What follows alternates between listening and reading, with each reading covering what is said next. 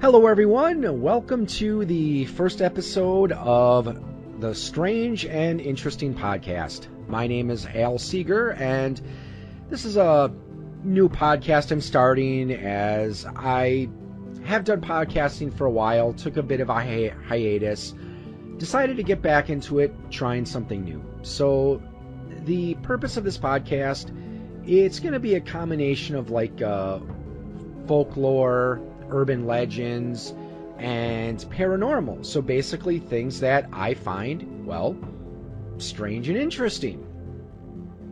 So sometimes I'll be going at it alone. Other times I will have guests. So to help me kick it off, though, I do have a guest, a friend of mine and longtime podcast co-host, someone who isn't always interesting, but definitely is very strange. My friend Chad Knight. How's it going today, buddy? You know, I take no offense to the not always, or to being weird, but not being interesting, that's not true. Trolling you, bro, trolling you. And everything's cool, man. How about you? I'm not too bad. It's been a beautiful summer day, and I am in the mood to talk about paranormal things. Now, I don't know about you, but I have been interested in ghosts, UFOs, and the paranormal ever since I was probably my early teens. And as a kid, I remember watching a variety of paranormal investigation shows, and I always thought, someday I would love to become a paranormal investigator, a parapsychologist. I was never able to realize that dream, but Chad actually does have experience as a paranormal investigator. Of course, you're not like the guys on like Ghost Adventures or Ghost Hunters where you had a film crew following you, but you have actually done some paranormal investigation. I have, yes. I did it for about 2 years, I think. Yeah, about 2 years. I would love to get back into it. I just don't have the time. That is cool, though, that you did have a chance to do it for a little while. I mean, you've got 2 more years of paranormal investigation under your belt than I do. So in today's episode, we'll learn a little bit about how Chad got into paranormal investigation. Hopefully he'll have some cool stories to share with us. But let's go back to what got you started or what got you interested in paranormal things in the first place. Fear? But that's not the answer you were expecting, was it? Not really, because I would think that if you were afraid of ghosts and sneaking around in dark places, that paranormal investigation is probably not the thing that you'd want to do. That would be what you would think, and that's what a rational mind would come up with. But you're not a rational mind, are you? Oh, there are times. But anyway, so the idea of ghosts have always fascinated me. What are they? Where do they come from? That kind of stuff. But it was a fascination that scared the living bejesus out of me. Then, well, let's go back even a little bit further. My first paranormal experience. So, my very first paranormal experience, I was probably about 14 or 15 years old. And a buddy of mine and I were out hiking through the woods, and we come across an old dugout. I don't even know what you would call it. It was kind of just like a dugout trench area. Like maybe somebody went in there and was, maybe like digging, trying to find minerals or something like that. I mean, it had been all grown over, so it was old. And I just remember all of a sudden I felt like it was more than the two of us. And we both happened to look down inside this pit, whatever you want to call it. And there was a man standing down in there. And if I had to guess, I'd say he was in his 60s. He was wearing like a gray tweed suit kind of looking thing, a hat. He had longer white hair. And all I remember or the thing that strikes me the most and still does to this day, is he kind of looked up at us. And when he looked up at us, his eyes were completely white. Hmm. How So, deep was this pit? oh, I don't know, 10 feet, 12 feet. It wasn't very deep. I mean, it had been obvious other kids had been down through, I mean, or maybe deer trails or something like that, but Yeah. it was passable. And then he looked up at us, the white eyes, looked back at him, and then there was this like completely like acrid smell. It always reminds me of like sulfur. And it hit me in the, kind of like you almost could physically feel it hit you in the face. And so close your eyes, and when I opened my eyes again, he was gone. First thing I did is I looked at my buddy and I said, "Eh?" He goes, "Oh yeah, I saw it." I said, "Okay." So at that point, ghost was not what was in our head. We went, "Where did he go?" Down the pit we went. So we went and searched in the pit, nothing. Couldn't find any tracks, couldn't find anything. And that was my first paranormal experience. Nothing ever came of it. It was the only time I've ever seen that apparition. But my first paranormal experience that I had was a full-bodied apparition. So where was this pit? It was out in the woods near where I grew up. It was probably less than a mile from my house. Oh, So I live in central Wisconsin, and I live between two larger hills. One is called Rib Mountain. It's not really a mountain, it's just a big hill, but they have a ski area on it, so it's called Rib Mountain. Marketing. And then I grew up between there and what's known as Moseny Hill. So there's Rib Mountain, there's Moseny Hill, and there's another hill which I can't think of the name of right now. Tim's Hill, or isn't that a bit further away? Tim's is further away. Okay.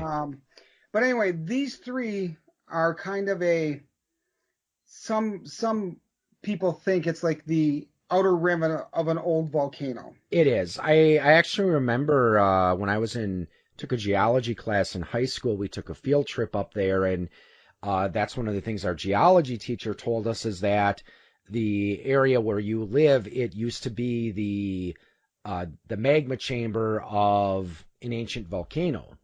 See, and our science teacher every year, or in fifth grade, they took the kids up on top of Rib Mountain, and they told us it was definitely not the outline of a old volcano. So, your geology teacher probably knows no more than my fifth grade science teacher did. So, but anyway. Well, I think he said it was actually a xenolith, but this is paranormal. This isn't a geology podcast. Right. So anyway, the only reason I was even bringing it up is because this was towards the bottom of Moseny Hill. Okay. So next time I'm up in your area, you'll have to take me there. Maybe we'll have a chance to see it again. Actually, I think the road now goes over exactly where that pit was. So it might not even be there anymore. Exactly. But anyway, so that was my first paranormal experience. And honestly, I never even thought of it as a paranormal experience until I got older. So I was never one for scary movies, anything like that. Any ghost stories, anything like that was not my forte. But bring it back up. So then I had met a guy, and I'd been talking to him quite a bit, and he asked me if I was ever interested in, ghost hunting or something like that. I said, I wouldn't want to do that. I'm like, I don't even know if ghosts exist, but if they do, they scare the hell out of me. I don't want any part of it. So I talked to him on and off for like 6 months, and finally I'm like, you know what? I'll tell you what. If you got room for me, I'll go on a hunt with you. Go see what it's all about. And the opportunity came up. The very first ghost hunt I went on, I was freaked to the max the entire time. Saw nothing. Which is what you find on most ghost hunts is nothing. Yeah, and I can certainly understand that. I guess I would say it's in a way it's kind of like fishing. Sometimes you go out on the lake and all you do is just sit there with your sinker in the water and you don't get anything. Other times you get something. And I mean, I know from the paranormal investigation shows I've watched over the years, Hmm. yeah, sometimes they catch lots of stuff. Other times they have to tell the person that, they're whose home they're investigating. I don't really, we probably don't think your house is haunted. And we'll talk about some of those ghost hunting shows later Yep. on. But let's get back to you. And so you joined this group. What was the name of this group? It was the Wassa Paranormal Research Society. They still around? They are. And I did, in the 2 years I was with them, or a year and a half I was with them, I think I did about 5 home investigations. We investigated the Grand Theater in Wausau, which we found nothing the night we were there. And then there's a place in downtown Wausau, and this is my scariest encounter with the paranormal. That used to be the Rogers Cinema, so it was a theater. Before it was a theater, though, it was a auto shop. It was a, what do you call it? Like Garage. well, yeah, it was an auto shop. It was a garage. Before that, it was a where they show dead people. A funeral home. A funeral home.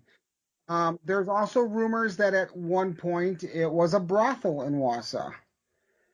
So when we went there, it was actually kind of neat because I had heard some of the stories. It wasn't the first time the group was, investigating there. And they had told a story about, if you go upstairs and you go in this one theater up there, one night they had caught on camera like an entire row of chairs just bouncing, kind of bouncing back and forth. And in that, they had also caught the voice of a woman singing. So that was kind of cool. We went up there. We didn't really get much out of there. And then even up higher in this building, there was a small apartment, and there were stories about people that had lived there and things that had happened there. And we got nothing there. We really didn't get much of anything that whole night until we went in the basement. So the way it was set up, there was an upper floor that had 2 small theaters in it. The main floor had a large theater in it, and that's where all the new releases were shown and stuff like that. And then in the basement, they had this tiny theater. I think it maybe had 50 seats in it, maybe. And that's where, the final run, like the final gasping shows were shown. So we went down in there, and there was a story of a face in, because they have the old projection booth, because it had been on a theater for quite a while. So they had the old projection booth, and in fact, in one of the booths, they still had an old, like the old school, like tape projectors kind of thing. Oh, the reel-to-reels? The reel-to-reels, yeah.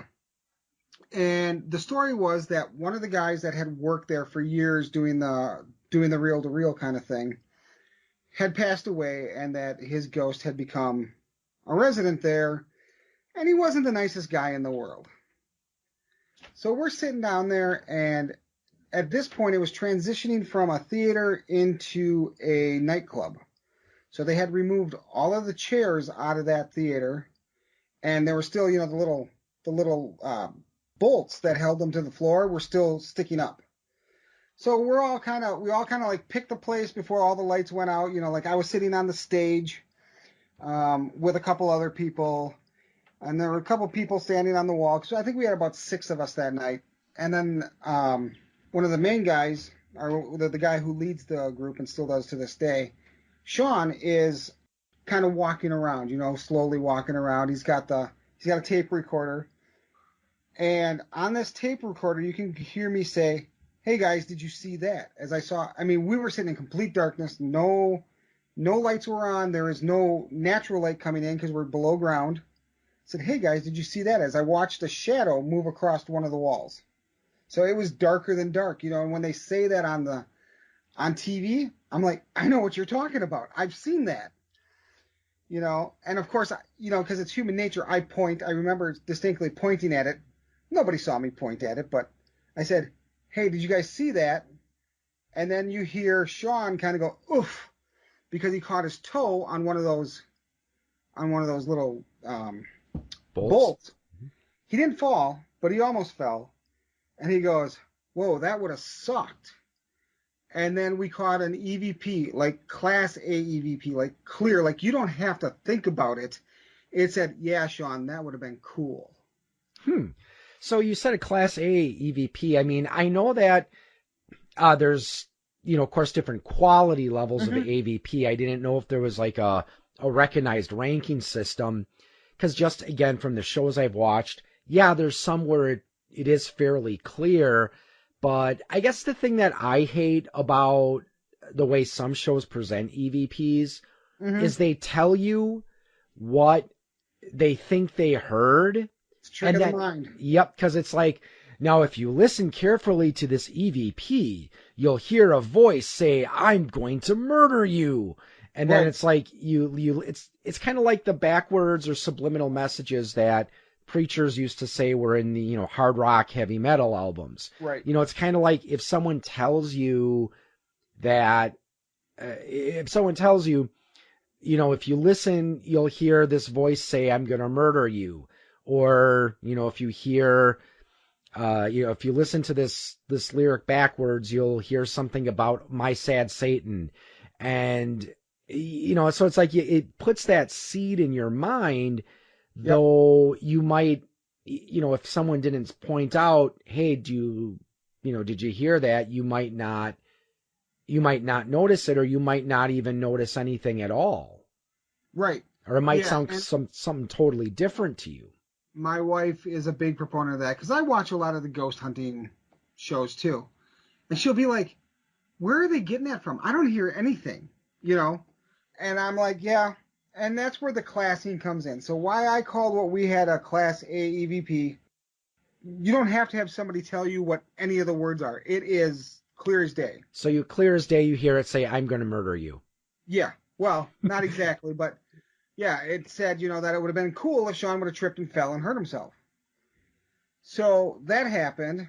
And then not even long after that, I'm sitting on the stage, and all of a sudden it's getting hard to breathe. Like I couldn't breathe, like I couldn't catch my breath. And it literally felt like somebody was choking me, And I actually stayed with it for, well, it felt like forever, but it was probably like 5 minutes, and at that point I'm just like, "Guys, I need to get out for a while." So everybody decides it's a good time for a break. All 6 of us, we go up. And the entire time we're going up the stairs and stuff to get out of there, I could feel like, you ever feel like somebody's watching you, like staring at you? I could feel that the whole way. And as soon as I walked out of that building, I could breathe no problem. And I was fine as long as I didn't turn around and look at the building. Because if I would turn around and look at the building, I could feel it just sitting there watching me, staring at me. So I kind of wussed out. I did not go back in that night.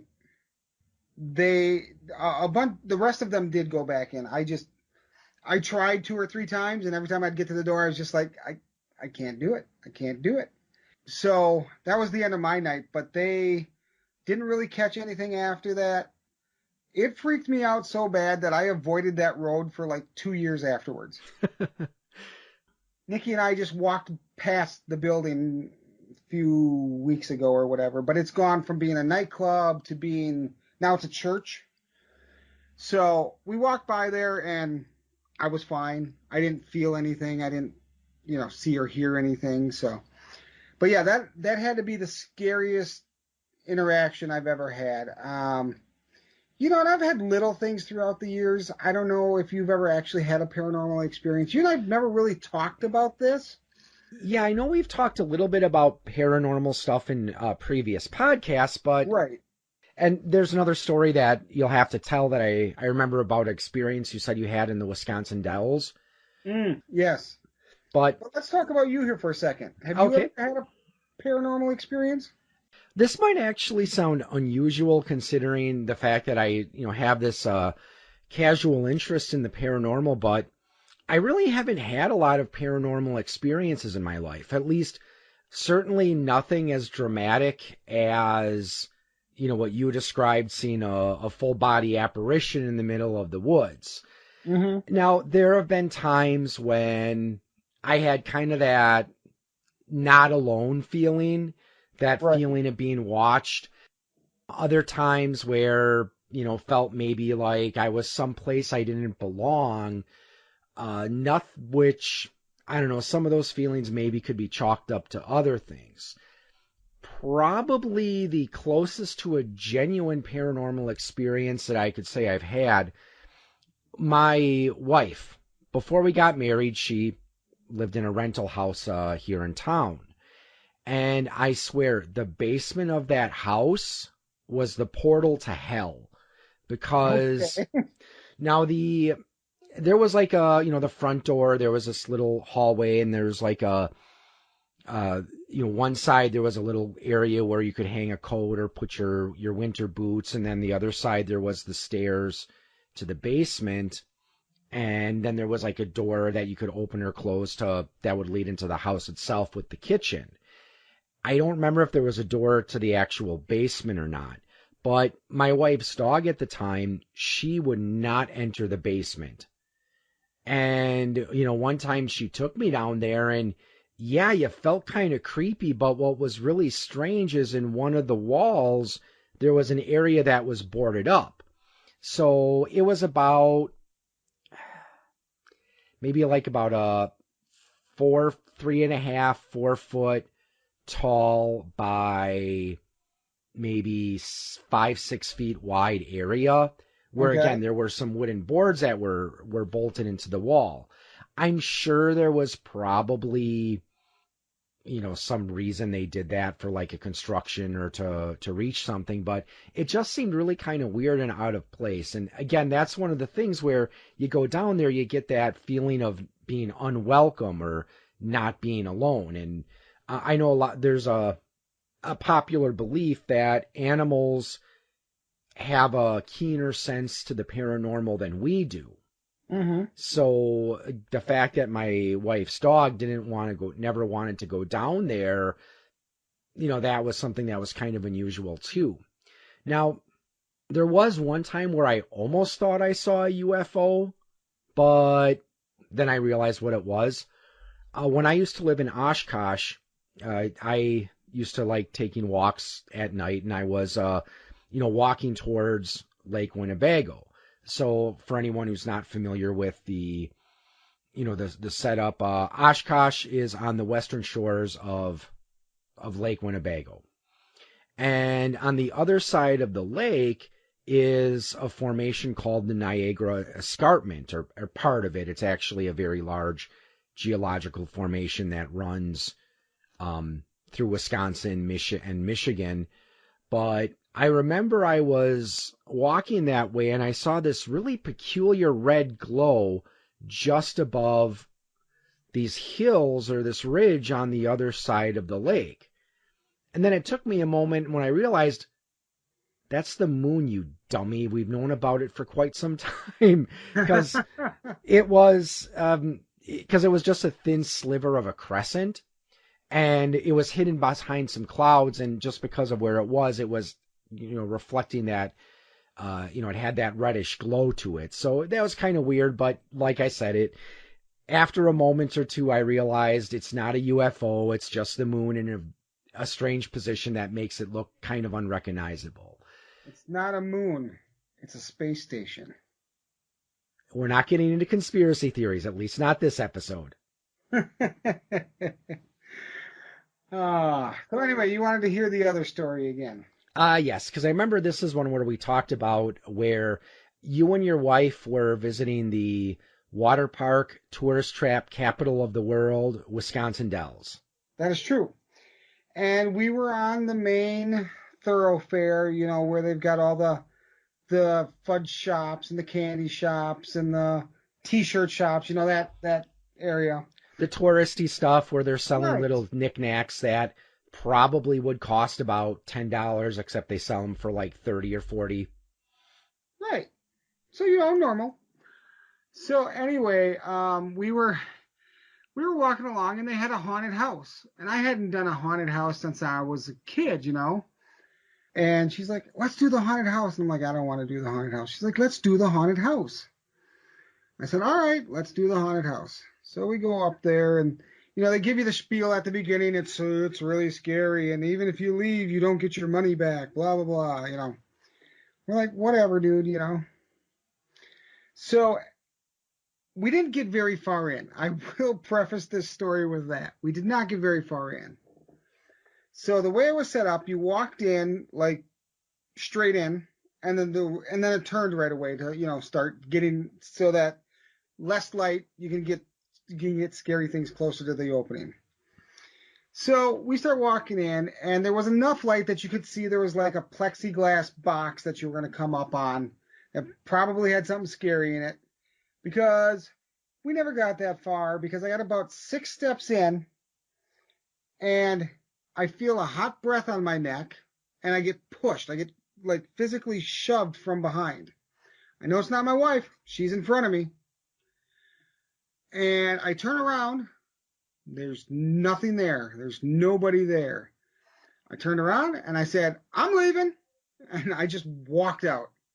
And of course she followed, because at the time I didn't care. I was leaving. It was like, if she wants to go through it, that's fine. So long story short, the guy said, oh, you can go back in if you want to. And I'm like, nope. I said, Nikki, if you want to go ahead. So he goes like, you don't get your money back. And I'm like, keep my fucking money. I don't care. Because it freaked me out. So now, that's it for, as far as the encounter goes, that's it, right? About 10 years later, a lot of times we'll go to like little bookstores and stuff, and you can find stories like, ghost stories of this part of Wisconsin or that part of Wisconsin. Well, we found one that was, I forget exactly what the name of it is, but it was like Ghost Stories of Wisconsin, right? We're reading about this, we're going through the book, and we hit the story about the Wisconsin Dells. And I'm like, oh, that's kind of neat, And she starts reading about this old auto repair shop that was on the main drag there, blah, blah, blah. And in there was talking about, what it had been over throughout the years and everything. And they're like, oh, and then at this time, it was a haunted house attraction, blah, blah, blah. And I'm like, still not clicking, right? So she's reading along as I'm driving, and it's like people will feel a hot breath on their back and feel like they've been pushed, or on their neck. And I'm like, I said to her, that's what, and she's like, yep. And so we did a little research, and where the haunted house was is where this auto shop was. And what we read in that book 10 years later is what happened to me 10 years earlier. And that was just a weird coincidence. That's weird. And sometimes my family used to go on vacation down to Wisconsin Dells when I was a kid. And I remember walking down the street, the main strip there, seeing the haunted house attractions, which I'm curious. I wonder, it'd be interesting to find out what's there right now, if it's still like a haunted house or... No, the haunted house is long gone. I want to say it's one of those, like, buy your t-shirts, buy your knickknacks here kind of place now. But I haven't been to the Dells probably in 5 years. Yeah, I haven't been there in a while either. And I mean, I know that place reinvents itself every few years, just to try to keep people coming in. But anyways, you're right. Whatever that haunted house was at one time is probably now just a place selling t-shirts for $50. There is actually also in the Dells, if you're looking for stuff to do, there's 2 haunted attractions down there. There is a haunted boat ride, which you get on the ducks and they take you to supposedly haunted places along the river. And then there is a land-based ghost tour that I did with one of my daughters, and it's actually pretty cool. It was well done. The stories are great. You don't go hunting, but they take you to haunted places. They tell you the stories, and I I can't remember what the name of that one was, but it was, last I knew, it was the only one that was in town, and it wasn't super expensive. I think it was $30 for the two of us or something like that. And it's an hour and a half long, so. That's cool. And I've always wanted to go on one of those ghost tours, where they just take you around and they tell you about, okay, supposedly someone was murdered here and people see a ghost of a woman here. Here's a building where people sometimes hear a crying child. Right. I know my wife, she's originally from Chicago, and there's a Richard Crow or Jim Crow? No, not Jim Crow. Maybe his name is like Richard Crow, but I know there's a guy who does a lot of those tours down there. So Okay. as I mentioned, one of the things that got me interested in paranormal was watching these shows as a kid. So what are some of the shows that you remember watching back then, or did you not start watching paranormal until later?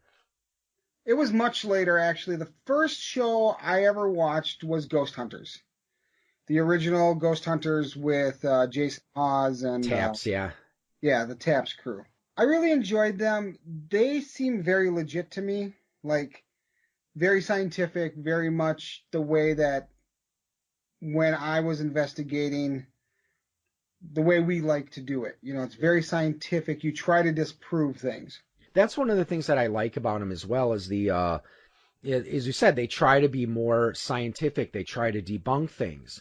And I remember there was this one episode where there was a room where guests would feel uncomfortable. And they actually discovered the reason why is because there was a problem with the ceiling fan where one of the settings, it wasn't spin, but it was still generating the electromagnetic frequency.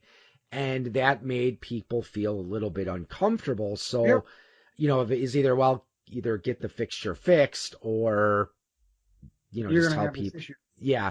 And there was another one where people would hear these strange knockings in the basement. And this is where one of them said that their experience as plumbers actually came in handy. Because for those who don't know, the guys who founded it, Jason and Grant, they were plumbers before they started this ghost hunting stuff. They worked for Roto-Rooter. Yep. And there was a septic tank or a septic pump. No, not a septic pump. There was a sump pump in the basement, and they noticed that when it would kick in, it would sometimes hit one of the rods there.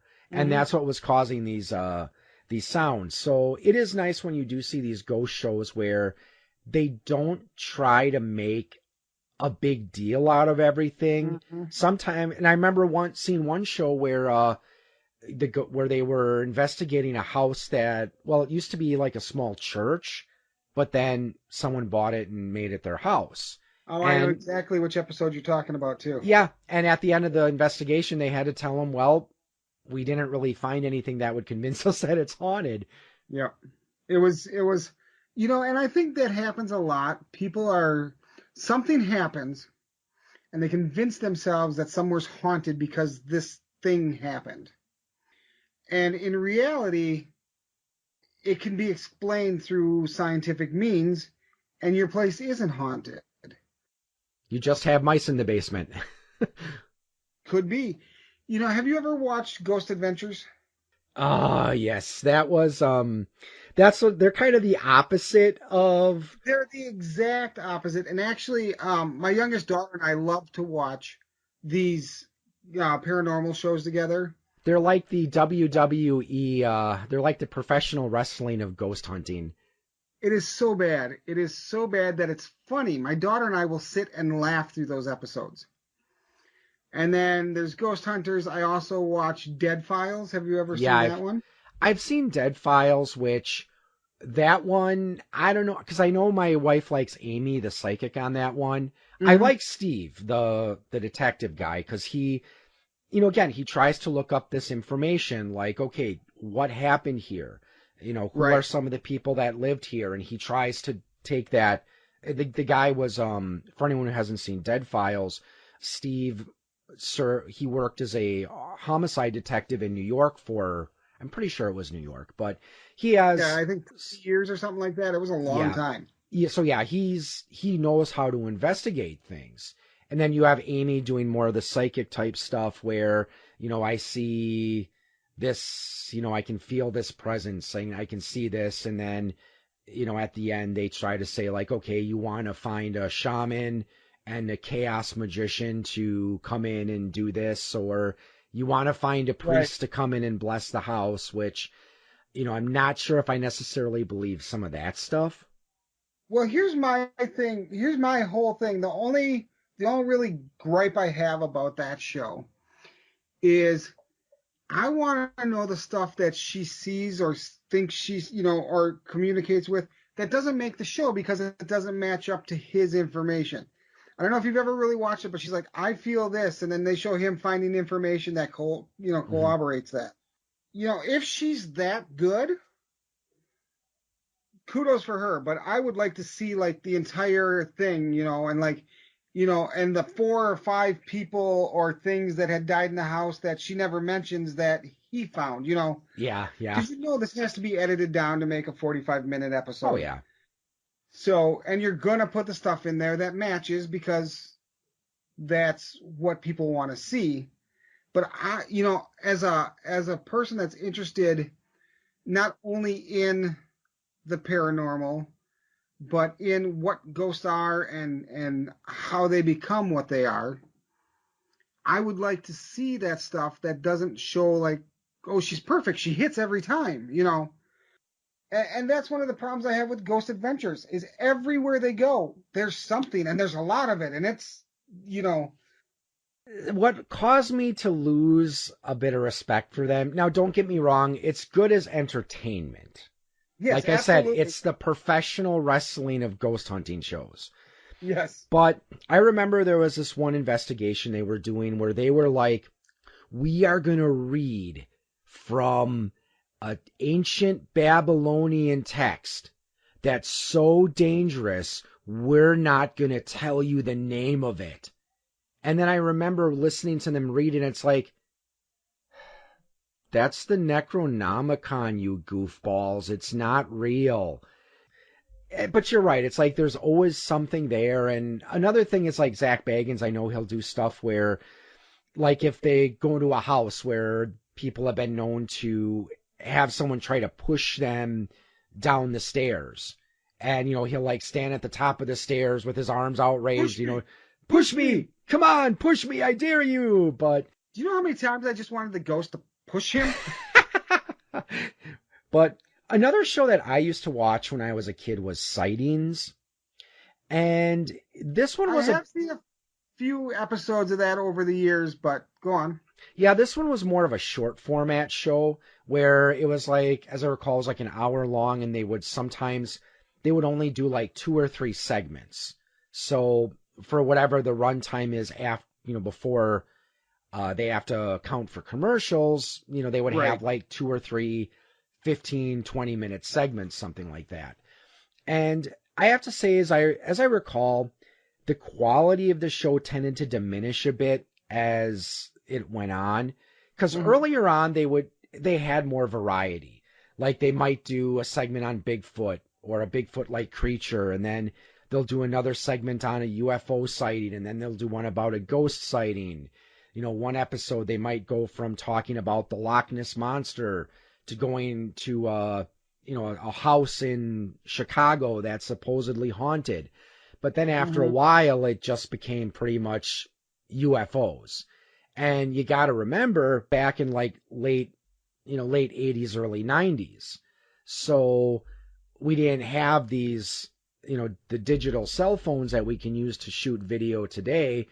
Well, then again, you still see paranormal videos nowadays, where everything is shaky and grainy. But, back then when you were using VHS tapes, yeah, you're not going to get very clear images. Mm-hmm. Which actually reminds me of another show, Paranormal Caught on Camera. Love that show. Love that show. I have to admit, some of the videos there, I think, yeah, there's probably some logical explanation. But Mm-hmm. occasionally, they do have a video that kind of makes me think. It's like, I really don't know if that's a fake video or if that's just a case of misidentification. They might actually have something there. Yeah, and this is going to sound really weird, but do you know how I decide if something I think is legit or not? Because as I watch videos, like I have seen some pretty scary videos of supposed ghost hauntings and stuff. And if I don't react to it, I'm like, there's got to be something going on here. This isn't real. But there are certain clips that I will see on, like, Paranormal Caught on Camera. Or another good one, Jack Osborne. Ozzy Osbourne's son does Portals to Hell, and he's got this one where it's called I Want to Believe, where he watches these videos with his mom and dad. And they have the Oogie Woogie scale where they'll watch a video and then the three of them will rate like how high they would put it on the Oogie Boogie scale. Yeah, and I've watched like Paranormal Lockdown. Have you seen that one? I think I have, yeah. That's the one where his co-host from Portals to Hell, I can't remember what her name is, but she works with another guy. What's that? Isn't it Elizabeth? No, that's not right. But anyway, yeah, her and another guy, they go into a supposedly haunted location, and they get locked in for 72 hours. They do not leave. They eat, they sleep, they do the whole... And that one seems to be pretty legit to me. There's also a Paranormal Lockdown UK, which is two completely different people, but the UK has always fascinated me because it's got such a history of human, time spent there. Oh, yeah. And they have buildings that were built in like the thousands that are still standing, so it's just like, someday I'm going to England and I want to go ghost hunting. But if someone was interested in becoming a paranormal investigator, what would you recommend? Find a paranormal group near you, hook up with them, make sure you want to do it because it can get expensive to buy the equipment you need and stuff. But that would be my recommended way to do it. They're going to be people who have done it before. They're going to teach you what's proper, because if you take the idea that ghosts are just what's left of us after we die, they have personalities, they have feelings, some people think, they have an idea of what's right and wrong. So if you go in there like some groups I've seen and just, challenge the spirits and that kind of stuff, it can end badly. So go find someone who does it right, work with them. And then if at some point you want to break away from that and do your own thing, perfect. But I would recommend getting in with a group that exists. Yeah, and I'm sure there's also the security factor, especially when you're doing residential investigations, because you're going into potentially a complete stranger's home, and you might not know what their intentions are, whether there's someone who really does need help or whether somebody's crazy. Yeah, so it's definitely safety in numbers, right? Always hunt in numbers and never hunt alone. Yeah, and I'm sure another thing is, this should go without saying, make sure you have permission to investigate the places you're going. Yes. Otherwise, it's called breaking and entering. It's trespassing can get you fines and maybe jail time. Yes. Well, that'll wrap up the first episode of Strange and Interesting. The next episode is going to be a little bit different. I'll be doing it solo, and I'm going to be talking about a local cemetery and the mental asylum that it used to be attached to. Now, this podcast will likely just be monthly, and the main reason is because a lot of the episodes are going to involve a bit of research. Not all of them are going to be casual discussions like this episode was. And as I'm sure you understand, doing all this research takes time, and since I have a day job, I'm not going to be able to consistently put out an episode every couple weeks. So in the meantime, I hope you'll check out some of the other shows that Eclectic Media Project offers. If you have an idea for a topic you'd like to see me cover, or if you have your own paranormal story or urban legend or little bit of folklore that you want me to share, please email me at poigamestudio@gmail.com, and I'll be happy to read your email on the program. Thanks again for listening, and until next time, stay strange and stay interesting.